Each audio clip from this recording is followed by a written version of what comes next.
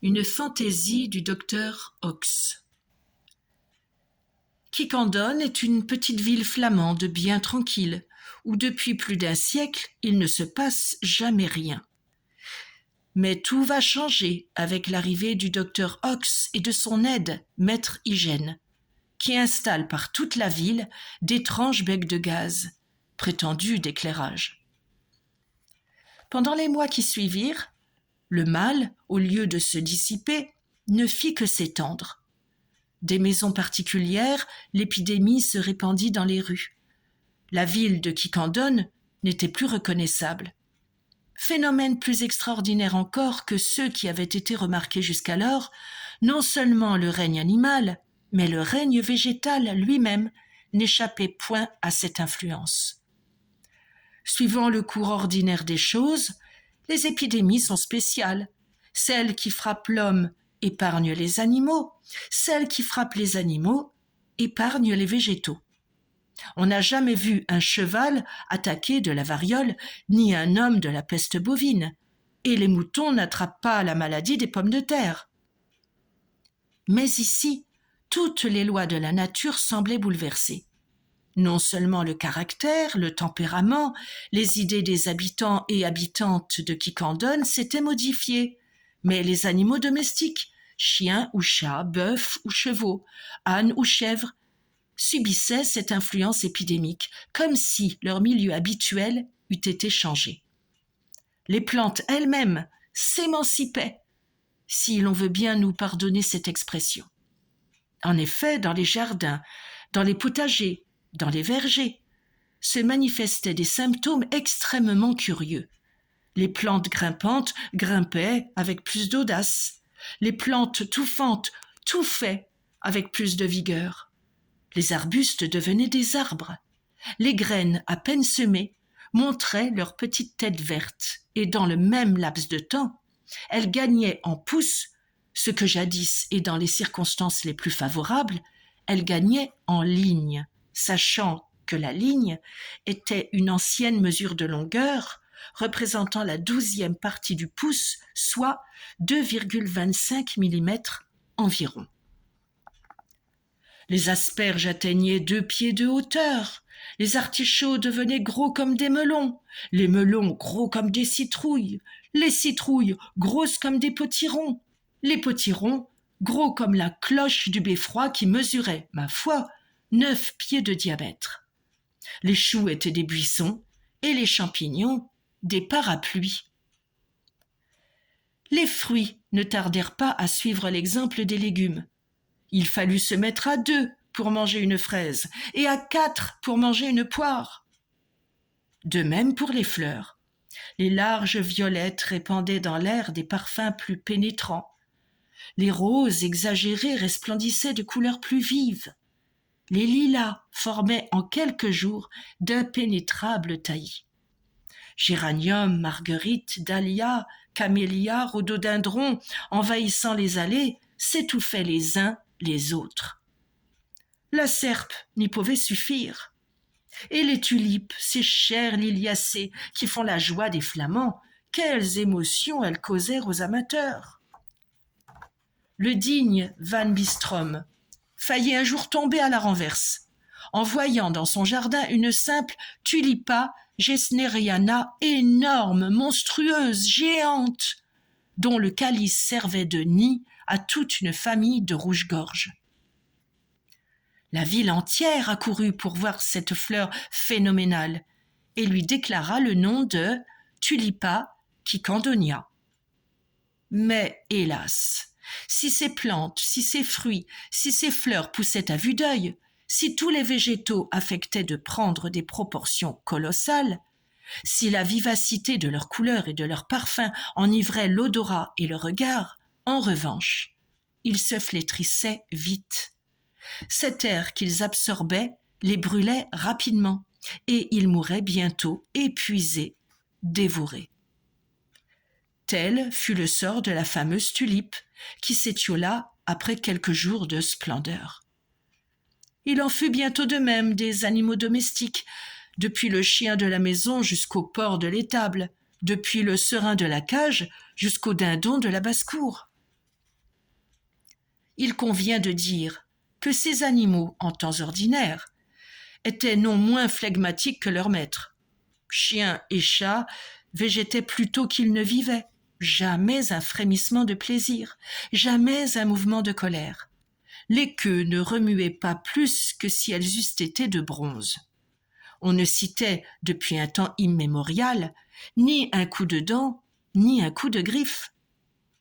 Quant aux chiens enragés, on les regardait comme des bêtes imaginaires, arrangées avec les griffons et autres dans la ménagerie de l'Apocalypse. Mais pendant ces quelques mois, dont nous cherchons à reproduire les moindres incidents, quel changement!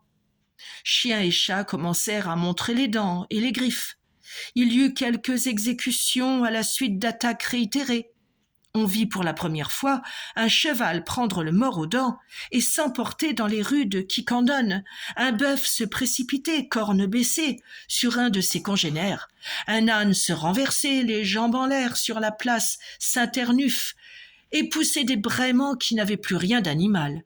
Un mouton lui-même, défendre vaillamment contre le couteau du boucher les côtelettes qu'il portait en lui.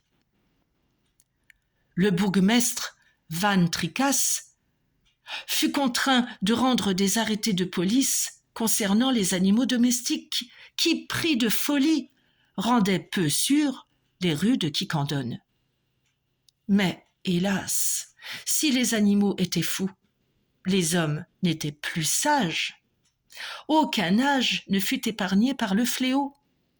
Les bébés devinrent très promptement insupportables, eux jusque-là si faciles à élever, et pour la première fois, le grand juge Honoré Syntaxe dut appliquer le fouet à sa jeune progéniture.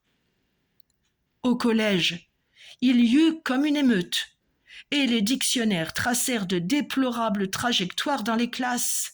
On ne pouvait plus tenir les élèves renfermés, et d'ailleurs, la surexcitation gagnait jusqu'aux professeurs eux-mêmes, qui les accablaient de pensums extravagants. Autre phénomène, tous ces quiquendoniens, si sobres jusqu'alors et qui faisaient des crèmes fouettées, leur alimentation principale, commettaient de véritables excès de nourriture et de boisson. Leur régime ordinaire ne suffisait plus. Chaque estomac se transformait en gouffre. Et ce gouffre, il fallait bien le combler par les moyens les plus énergiques. La consommation de la ville fut triplée. Au lieu de 2 repas, on en faisait 6. On signala de nombreuses indigestions. Le conseiller Niklaus ne pouvait assouvir sa faim. Le bourgmestre Van Tricasse ne pouvait combler sa soif, et il ne sortait plus d'une sorte de demi-ébriété rageuse. Enfin, les symptômes les plus alarmants se manifestèrent et se multiplièrent de jour en jour. On rencontra des gens ivres, et parmi ces gens ivres, souvent des notables. Les gastralgies donnèrent une occupation énorme au médecin Dominique Custos, ainsi que les névrites et les névrophlogoses, ce qui prouvait bien à quel degré d'irritabilité étaient étrangement montés les nerfs de la population. Il y eut des querelles, des altercations quotidiennes dans les rues autrefois si désertes de Quiquendone, aujourd'hui si fréquentées, car personne ne pouvait plus rester chez soi. Il fallut créer une police nouvelle pour contenir les perturbateurs de l'ordre public. Un violon fut installé dans la maison commune et il se peupla jour et nuit de récalcitrants. Le commissaire Passauf était sur les dents. Un mariage fut conclu en moins de 2 mois, ce qui ne s'était jamais vu. Oui, le fils du percepteur Rupp épousa la fille de la belle Augustine de Rovère, et cela 57 jours seulement après avoir fait la demande de sa main.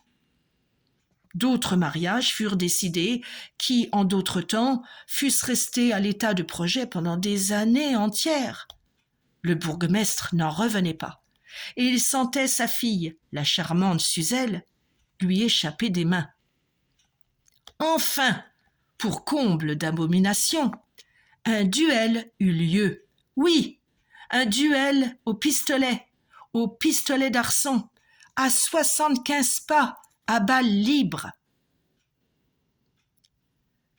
On ne sait généralement pas que Quiquendone est voisine, en ce bon coin de la Flandre, de la petite ville de Virgamen. Les territoires de ces deux communes confinent l'un à l'autre. Or, en 1135, quelque temps avant le départ du comte Baudouin pour la croisade, une vache de Virgamen, non point la vache d'un habitant, mais bien une vache communale, qu'on y fasse bien attention, vint pâturer sur le territoire de Quiquendone. C'est à peine si cette malheureuse ruminante tondit du pré 3 fois la largeur de sa langue. Mais le délit, l'abus, le crime, comme on voudra, fut commis et dûment constaté par procès-verbal du temps, car à cette époque, les magistrats commençaient à savoir écrire. « Nous nous vengerons quand le moment en sera venu », dit simplement Natalis van Tricasse, le 32e prédécesseur du bourgmestre actuel. « Et les Virgamenois ne perdront rien pour attendre. » Les Virgamenois étaient prévenus. Ils attendirent, pensant, non sans raison, que le souvenir de l'injure s'affaiblirait avec le temps. Et en effet, pendant plusieurs siècles, ils vécurent en bons termes avec leurs semblables de Quiquendone.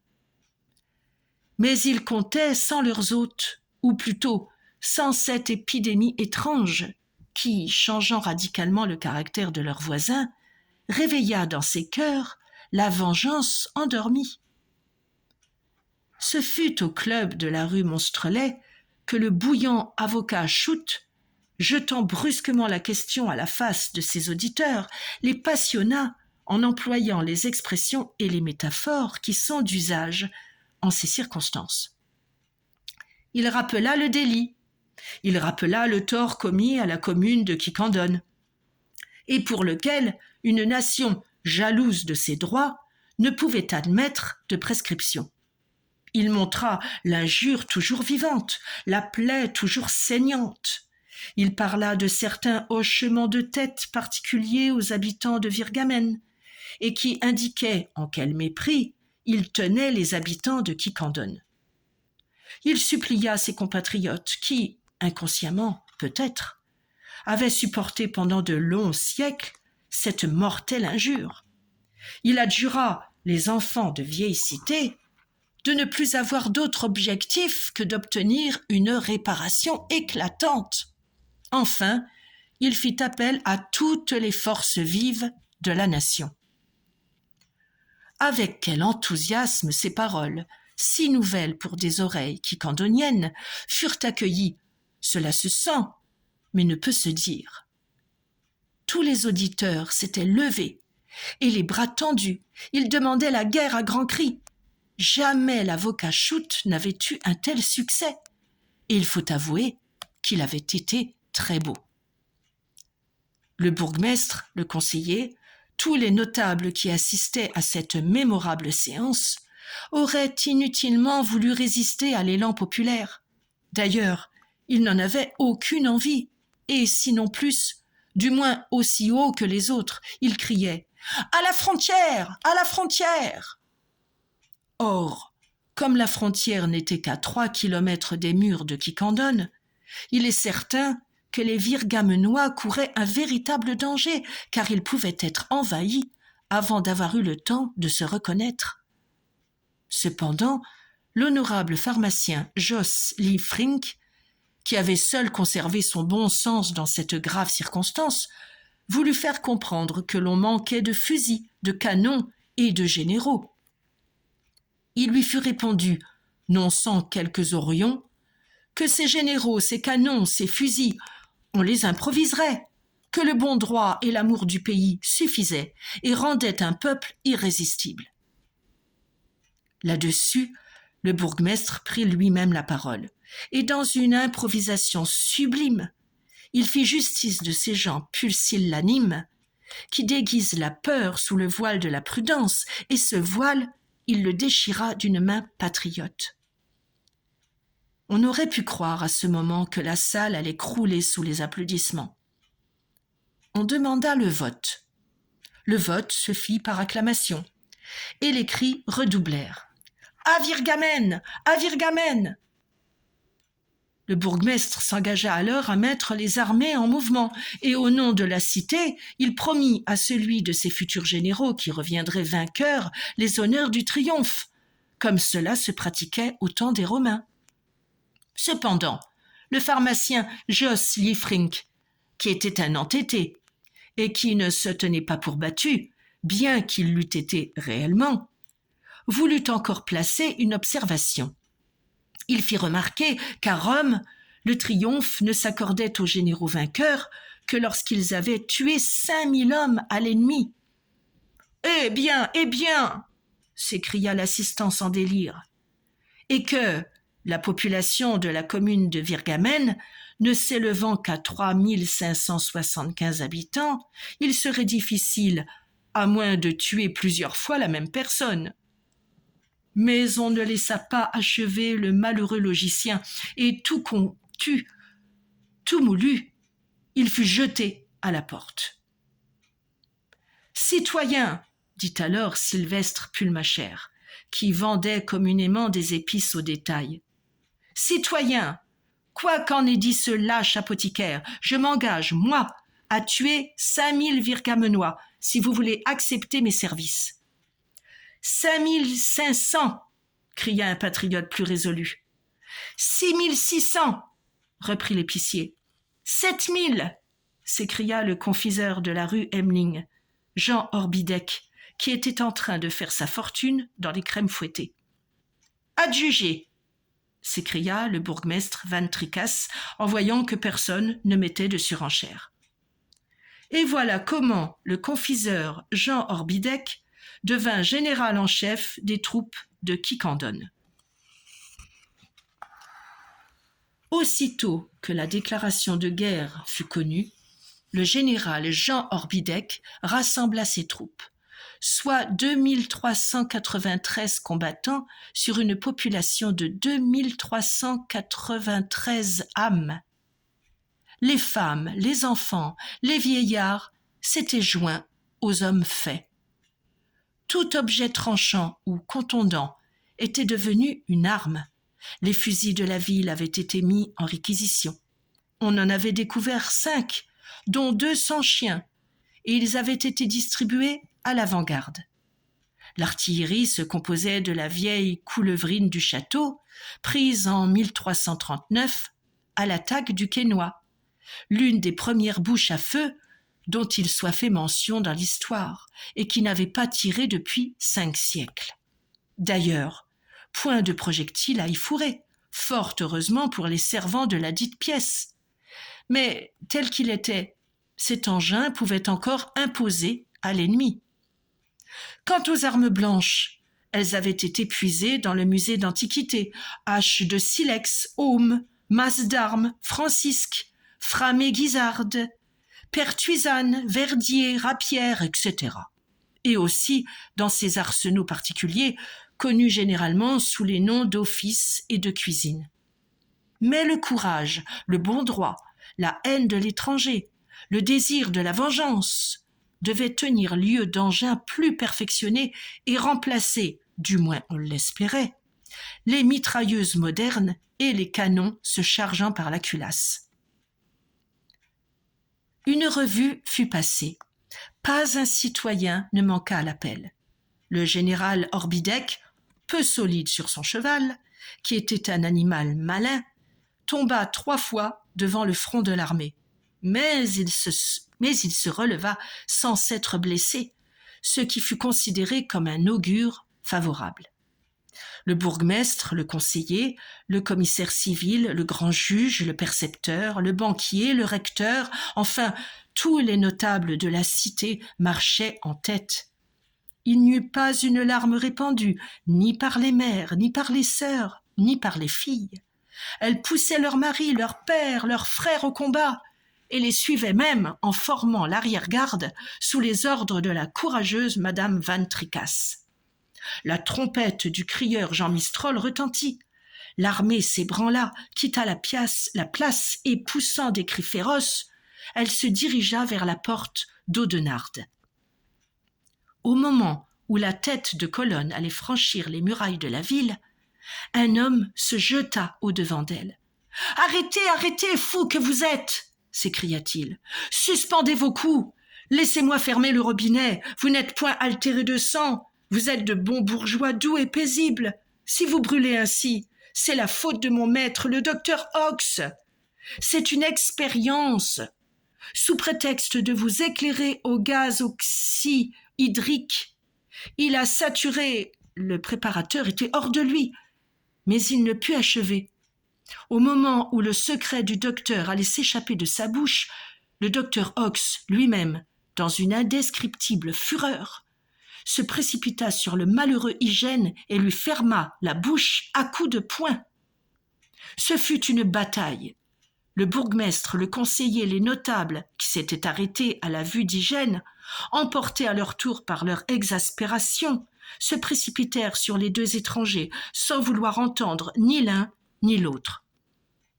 Le docteur Ox et son préparateur, houspillés, battus, allaient être sur l'ordre de Van Tricasse, entraînés au violon, quand une explosion formidable retentit. Toute l'atmosphère qui enveloppait Quiquendone parut comme embrasée. Une flamme d'une intensité et d'une vivacité phénoménale s'élança comme un météore jusque dans les hauteurs du ciel. S'il avait fait nuit, cet embrasement eût été aperçu à 10 lieues à la ronde. Toute l'armée de Quiquendone fut couchée à terre comme une armée de capucins. Heureusement, il n'y eut aucune victime. Quelques écorchures et quelques bobos, voilà tout. Le confiseur, qui par hasard n'était pas tombé de cheval à ce moment, eut son plumet roussi et s'en tira sans autre blessure. Que s'était-il passé ? Tout simplement, comme on l'apprit bientôt, l'usine à gaz venait de sauter. Pendant l'absence du docteur et de son aide, quelque imprudence avait été probablement commise. On ne sait ni comment ni pourquoi une communication s'était établie entre le réservoir qui contenait l'oxygène et celui qui renfermait l'hydrogène. De la réunion de ces deux gaz était résulté un mélange détonnant auquel le feu fut mis par mégarde. Cela changea tout. Mais quand l'armée se releva, le docteur Ox et le préparateur Hygiène avaient disparu. Après l'explosion, Quiquendone était immédiatement redevenue la cité paisible, flegmatique et flamande qu'elle était autrefois. Après l'explosion, qui d'ailleurs ne causa pas une profonde émotion, chacun, sans savoir pourquoi, machinalement, reprit le chemin de sa maison. Le bourgmestre appuyé au bras du conseiller, l'avocat Schutt au bras du médecin Custos, Franz Niklaus au bras de son rival, Simon Collaert, chacun tranquillement, sans bruit, sans avoir même conscience de ce qui s'était passé, ayant déjà oublié Virgamen et la vengeance. Le général était retourné à ses confitures et son aide de camp à ses sucres d'orge. Jules Verne, une fantaisie du docteur Ox.